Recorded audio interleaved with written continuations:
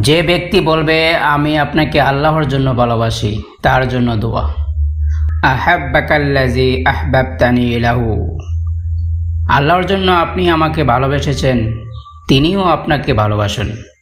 সুনানে আবু দাউদ হাদিস নাম্বার 5125, হাদিসটি বিশুদ্ধ। আনাস ইবনে মালিক রাদিয়াল্লাহু তাআলা আনহু সূত্রে বর্ণিত, এক লোক নবী সাল্লাল্লাহু আলাইহি সাল্লামের নিকট উপস্থিত ছিলেন। এ সময় অন্য এক ব্যক্তি সেখান দিয়ে যাচ্ছিল। লোকটি বলল, হে আল্লাহর রাসূল, আমি অবশ্যই এ ব্যক্তিকে ভালোবাসি। রাসূলুল্লাহ সাল্লাল্লাহু আলাইহি সাল্লাম তাকে বললেন, তুমি কি তাকে তোমার ভালোবাসার কথা জানিয়েছ? সে বলল, না। রাসূল সাল্লাল্লাহু আলাইহি সাল্লাম বললেন, তুমি তাকে জানিয়ে দাও।